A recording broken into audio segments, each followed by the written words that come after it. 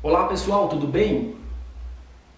Hoje estamos aqui para falar um pouco a respeito da língua portuguesa, uma matéria bastante exigida nos concursos públicos, para as polícias civil, militar e outros concursos. Nesta aula vamos falar um pouco a respeito das classes de palavras, que é um dos assuntos que pede no edital.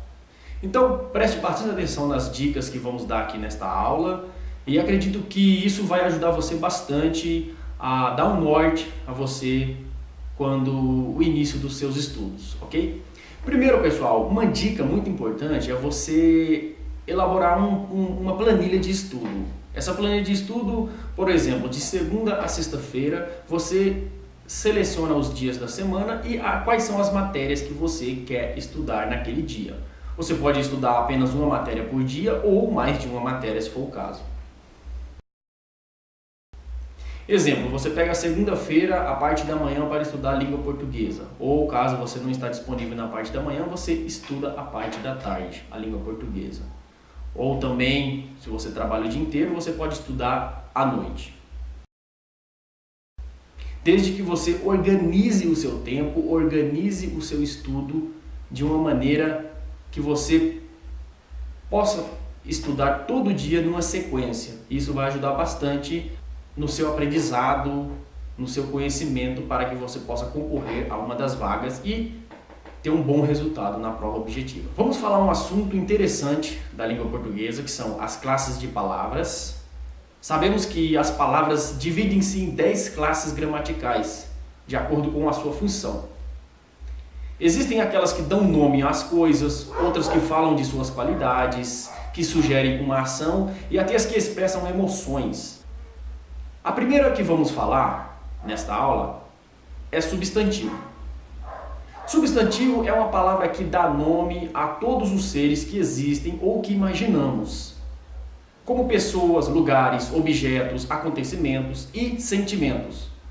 O substantivo ele varia em gênero, número e grau. Os substantivos eles são classificados quanto ao seu significado. Temos o substantivo comum, que são palavras que designam um ser qualquer de um conjunto.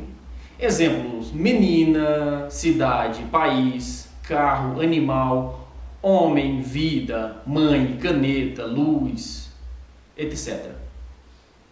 Temos também o substantivo próprio. O substantivo próprio diz respeito a um ser particular de um conjunto. Por exemplo, Brasil, São Francisco, Clube de Regatas Flamengo, Chico Buarque, Jardim Zoológico, Organização das Nações Unidas. Temos também o substantivo coletivo, que indica um grupo, uma coleção ou vários seres da mesma espécie. No caso, temos álbum, que é de fotos, temos banda, que é de músicos, cardume de peixes, constelação de estrelas, dicionário de palavras, rebanho de bois, etc. Temos também o substantivo concreto, que refere-se a um ser de existência independente. Exemplos: casa, fantasma, sol. E temos o substantivo abstrato, depende de um outro ser para existir. Exemplo: riqueza, vida, sonho, alegria. Muito bem, falamos sobre a classificação dos substantivos quanto ao significado. Vimos substantivo comum, substantivo próprio, substantivo coletivo, substantivo concreto e substantivo abstrato. Vamos agora falar referente à estrutura do substantivo. Temos o substantivo simples, temos o substantivo composto, temos o substantivo primitivo e temos o substantivo derivado.